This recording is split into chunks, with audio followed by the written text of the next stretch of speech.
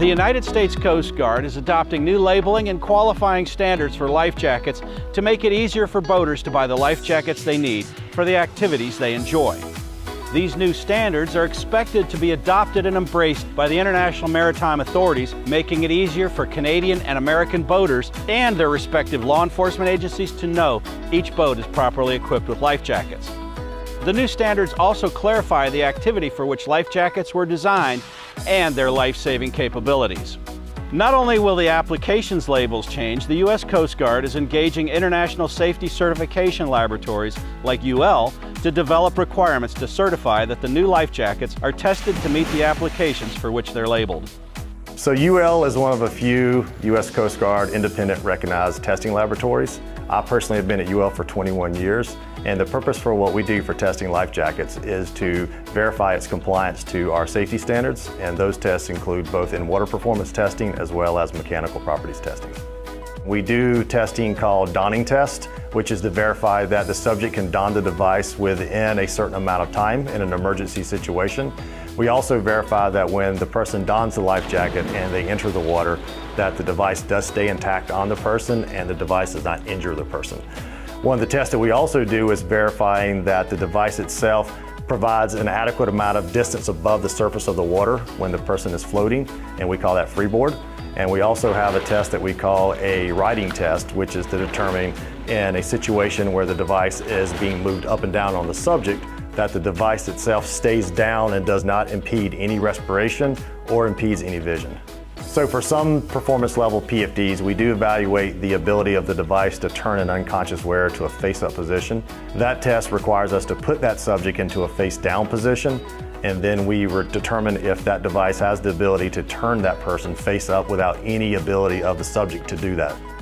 We do perform mechanical properties tests on life jackets. One of those tests is strength tests that we perform both on the body straps and the zippers of the life jacket as well as the shoulders. And the purpose for that testing is to verify that if someone was to be retrieved in an emergency situation, that device does not come off of the subject or be damaged such that it will not keep the subject above water. Another test we perform is a buoyancy test.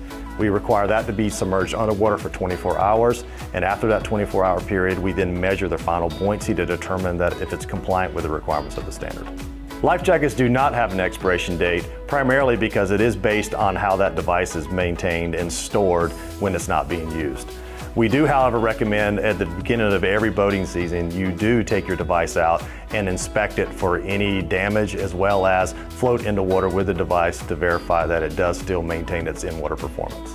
The most important thing about the fit of a life jacket is that first and foremost you try it on, and secondly that it fits you.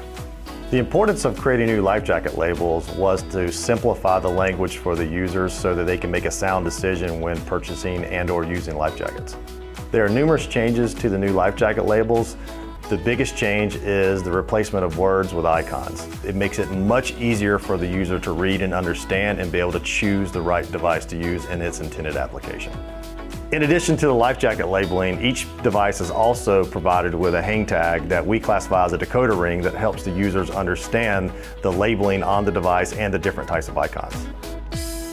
There are a few things you should look for when you're purchasing a life jacket. First and foremost is the size and fit. Second should be the intended use. So are you going to use it for a PWC? Are you using it for water skiing? Or also going to be using it for white water, for an example? Number three would be its water environments. Are you going to be near shore or are you going to be offshore? And finally, you should make sure that the device is U.S. Coast Guard approved and also has a third-party certification mark. Devices with both old and new labels are currently acceptable in the U.S. as long as they are provided with a U.S. Coast Guard approval number. Life jackets only work if you wear them, so we recommend that you always wear your life jacket. If you didn't take anything away from this video, please remember, fit is extremely important and you must always wear your life jacket. Thanks to this international effort, boaters can feel confident in selecting the correct jackets for their activities. Even more important, the new regulations don't make obsolete the life jackets you already own. You can continue to use them for as long as they're serviceable.